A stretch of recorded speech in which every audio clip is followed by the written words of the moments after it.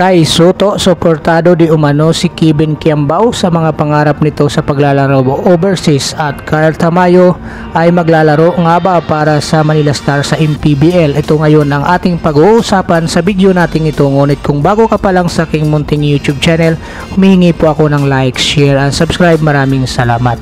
Ngayon mga lods, balikan muna natin ang mga pinagdaanan nitong si Kai Soto bago nga ito ngayon masabi natin na well experienced na sa paglalaro ng basketball, lalong-lalo na sa overseas. So sa ngayon nga mga lods, si Kai Soto ay 21 years old at isa sa mga masasabi natin na Pinoy bowlers na sa larangan ng basketball. Bilang true Filipino blood ay nakapaglaro na nga ito sa maraming international games, lalong-lalo na itong pinakamataas na masasabi natin, itong NBA Summer League. At ito nga ay isa sa mga pangarap ni Kai Soto na sa ilang mga Filipino players natin ay magpahanggang ngayon ay pangarap pa rin.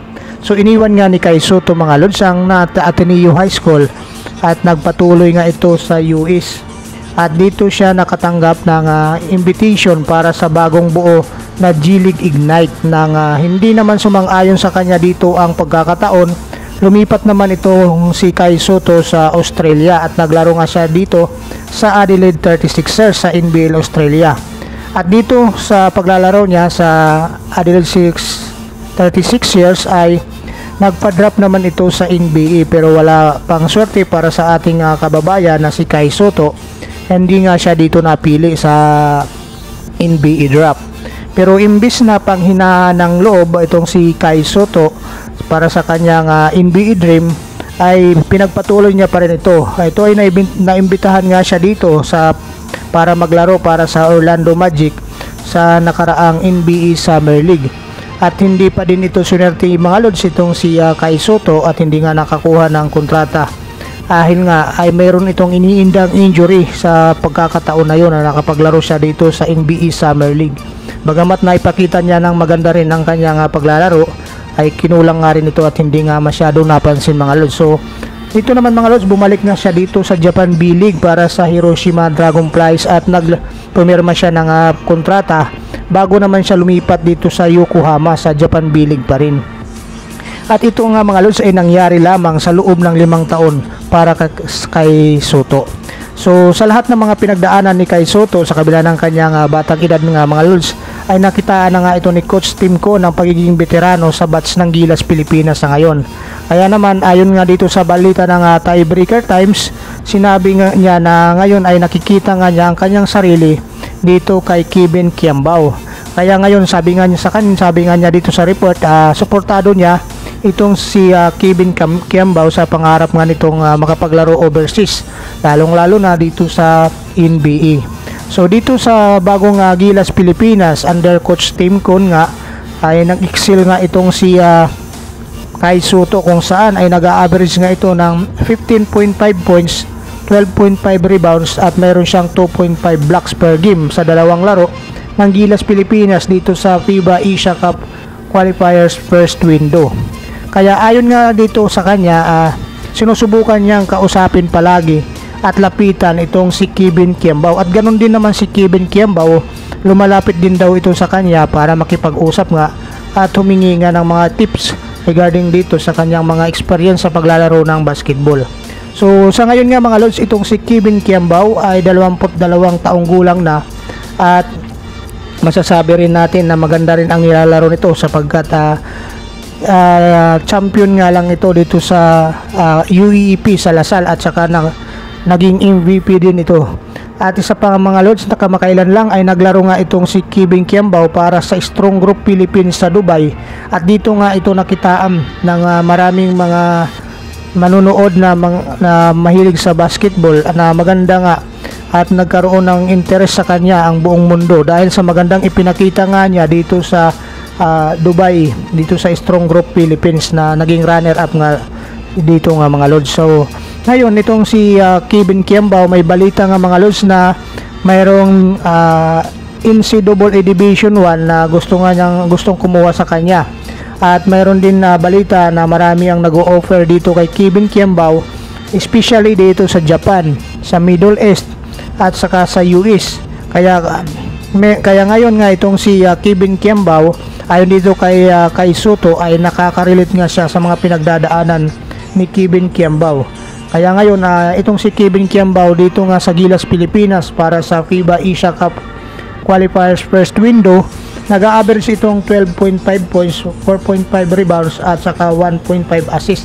So magandang mga numero din ito mga coach para dito kay Kevin Kiambao, sapagkat sa tulad ng iba, limitado din ang nagiging minuto niya dito sa Gilas Pilipinas, pero napapakinabangan talaga ni Coach Tim Con ito tuwing pinapasok itong si Kevin Kiambao dito sa Gilas Pilipinas. So sana panalangin na lang natin na itong si Kai Soto at saka si Kevin Kiambao ay maabot nga nila ang kanilang mga pangarap bilang kauna-unahang Pinoy bowlers na papasok nga sa NBA. Ito nga yung pinapangarap mga lods lahat ng mga Pinoy fans na mayroon tayong makapasok na true-blooded Pinoy bowlers na dito sa NBA. Ngayon nga mga lods, puntahan naman natin itong balita regarding naman dito sa isa pang promising Gilas Pilipinas player, itong si Carl Tamayo. Kung saan itong si Carl Tamayo naman mga lods ay nabalita nga na maglalaro para sa Manila Star dito sa MPBL. Ngunit ito nga mga lods ay pinasinungalingan naman ito nga kumakalat na balita sa mismong kampo nitong si Carl Tamayo. At ayon nga dito sa balita mga lods ng Spin.ph regarding sa paglalaro niya sa Manila Star, ayon nga dito sa talent agency ni Carl Tamayo na VP Global Management, hindi kinokumpirma ni Carl Tamayo ang isang post sa Facebook group ni Andrew Yu. Ayon nga sa kanya sa report ng Spin.ph ni John Mark Garcia, ngayon ang sabi nga nila hindi daw sila konektado dyan sa ipinost nitong si Andrew Yu sa Facebook group. At ngayon pinaliwanag na nila na ang nag-iisang commitment ngayon ni Carl Tamayo ay dito nga para lang sa Gilas Pilipinas. Ito yung kaisa-isang commitment ni Carl Tamayo sa ngayon. So dito nga mga lods, maliliwanagan na ang lahat na itong si Carl Tamayo ay hindi maglalaro para sa Manila Star dito sa MPBL. So ngayon itong si Carl Tamayo ay membro nga ng Gilas Pilipinas ni Coach Tim Con. Kaya dito sa first window itong si Carl Tamayo ay nakapaglaro nga ng 16 minutes dito sa Chinese Taipei, kung saan nga mga lods ay umiscore ito ng 11 points, 6 rebounds at saka 2 assists. At nakitaan nga din ito na isa sa mga bad boy ng Gilas Pilipinas dahil sa may swag ka talaga ito mga lods itong si Carl Tamayo dito sa Gilas Pilipinas. So alam naman natin nanggaling pa nga ito sa UP Fighting Marons itong si Carl Tamayo. Isa na rin ito sa maasahan. Kaya ngayon itong si Carl Tamayo, Kevin Kiambao, Kai Soto, ito yung mga future ng ating Gilas Pilipinas. Nakikita nga natin na magiging dominante ang Gilas Pilipinas dito sa Asia, lalong-lalo na sa ngayon nga mga lods. Kung ihahambing natin itong si Kai Soto sa panahon ni Yao Ming at saka itong Haddadi, ay ito na yung time para dito kay Soto para sa Pilipinas.